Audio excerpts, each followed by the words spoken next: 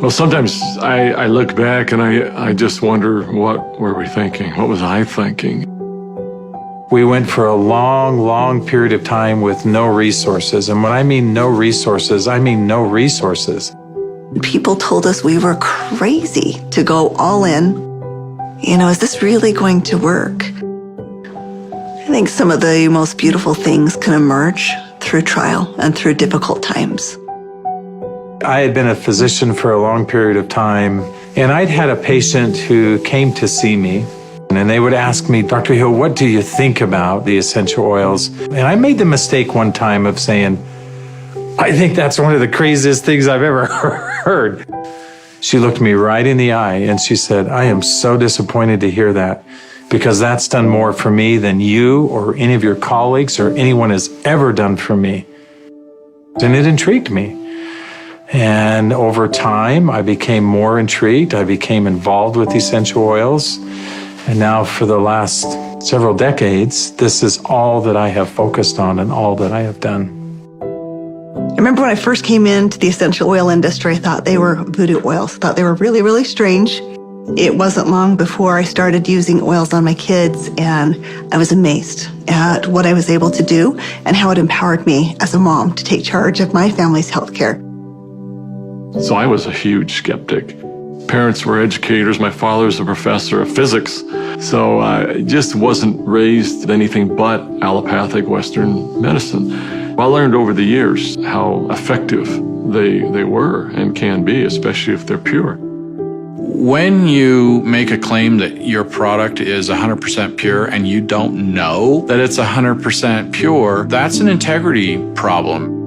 I sort of made this conscientious decision. You have to, as a human, recognize that you have an obligation to help and to serve other people.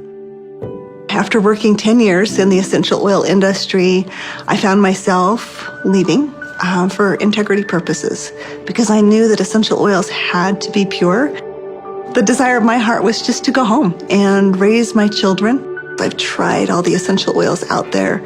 There's nothing that meets the quality standards our family needs to use for our health care. And it was in that moment that I knew, stop thinking with your head and start thinking with your heart. It all came together, and I had such a grand vision of going out and finding the world's most pure, most potent essential oils and educating mothers like me how to take charge of their health care. So it was in that moment before fear took over that I picked up the phone and I called Dave. And Emily Wright called me at the time and just said, what if we could go out and source the most pure essential oils on the planet and bring them to the world in a mainstream fashion? And he got really emotional. And Dave doesn't get emotional.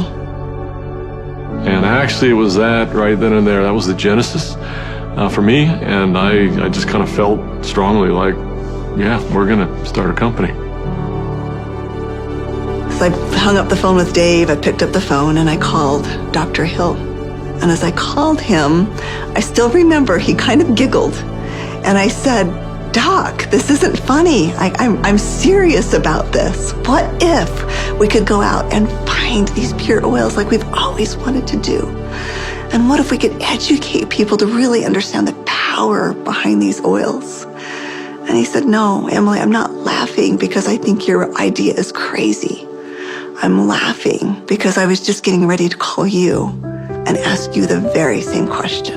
It started with an initial little small meeting in an Italian restaurant in the far corner, and we met for 5.5 hours until they finally kicked us out of the restaurant because we weren't buying food anymore. And we just started to dream.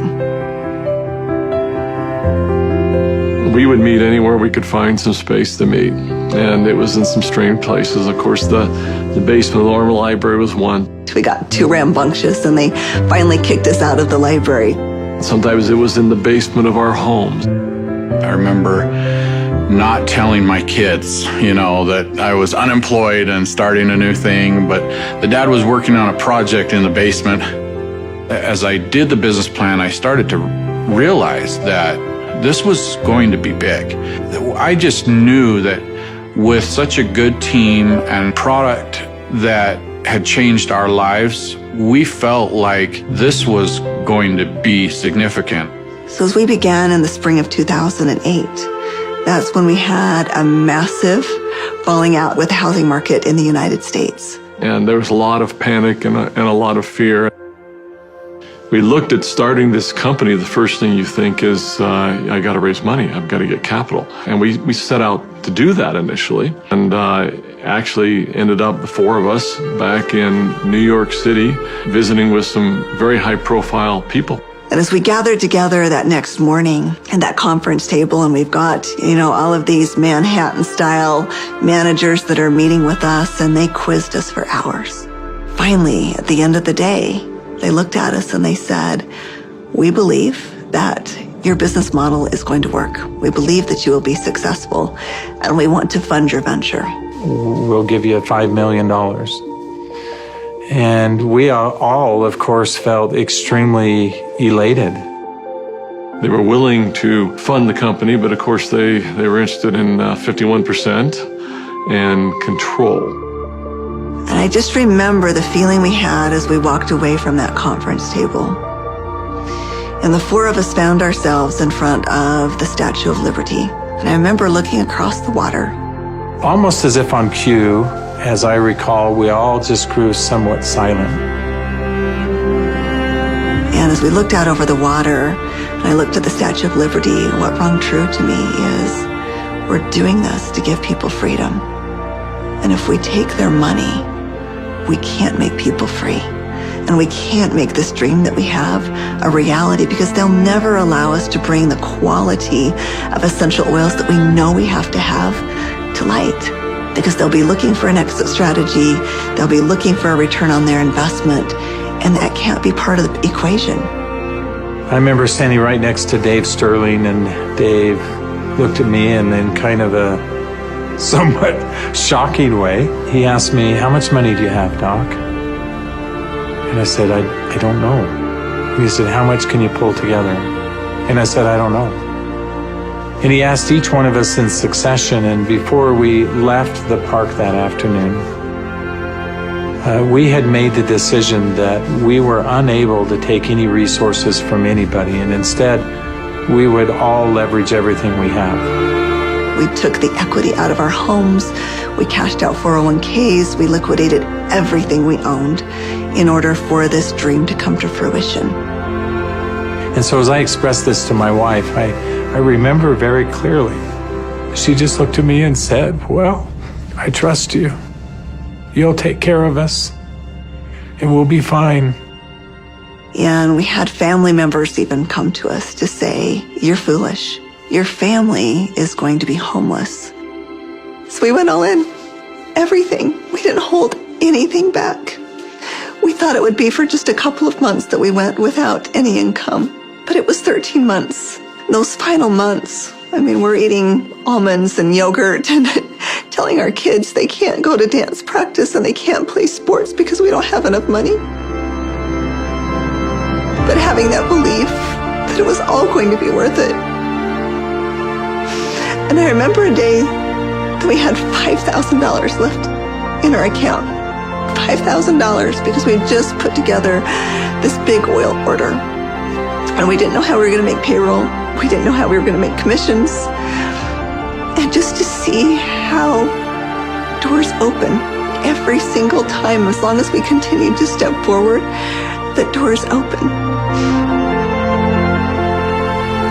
People ask me sometimes, how are you guys able to do what you did?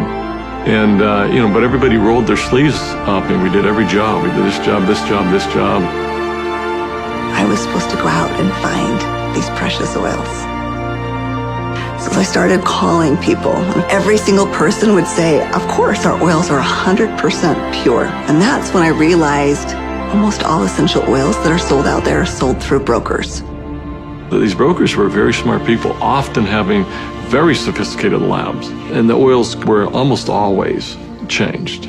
Most were not pure. Most were synthetically created I had probably 100+ different samples that had been sent to my home.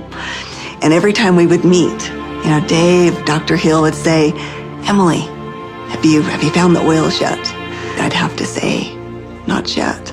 Like, are we going down the right path? Is this really what we're supposed to do? And I remember one beautiful day, I opened up my doorstep and 5 oils showed up all in the same day. It was frankincense, lavender, tea tree, lemon, and peppermint. As I smelled these bottles, I called up Dave and I called up Dr. Hill and I said, I found the oils. I brought my camera because that was going to be a moment that I wanted to capture. And we pulled the lid off and smelled it. We were confident that these were the purest oils on the planet. I remember that first discussion we had. We talked about the culture of the company. What type of soul do we want doTERRA to have? And we realized that these oils are experiential. And we realized it had to be a person-to-person model. We had to bring people together. We've got to have a culture of giving back. We have to have a culture of caring. Locking arms with the people who are putting the seeds in the ground, who are harvesting these products. It's making sure that their needs are met. As I look back on it today with doTERRA, it's overwhelming to me to see the impact it is around the world. There's a lot of sacrifice, but again, those are days we look back on, with some pride. Sacrifice is a really important piece. Today, we've empowered nearly 8 million families all around the globe. We're now filling 315,000 bottles of oil every single day. And just to think about it on that scale just warms my heart, knowing that every single bottle is changing somebody's life on both sides of the bottle. I believe every single person in this world needs essential oils. Essential oils are the great equalizer. We have single-handedly changed the acceptance of essential oils in science and in medicine. We are so committed to this work. We are so humbled to be stewards of what nature has created so perfectly for us. And we're so grateful for all of our amazing employees, for all of our amazing wellness advocates, for all of our amazing customers all around the world. We haven't changed in our mission. We haven't changed in our purpose. We're still true to those things that very early on were important. If doing the right thing was important then, doing the right thing is important now. If helping and giving service to other people was important then, it's important now. If sourcing oils differently and doing what had not been done before was important then, it's important now. We feel like, as crazy as it sounds, we're still just beginning.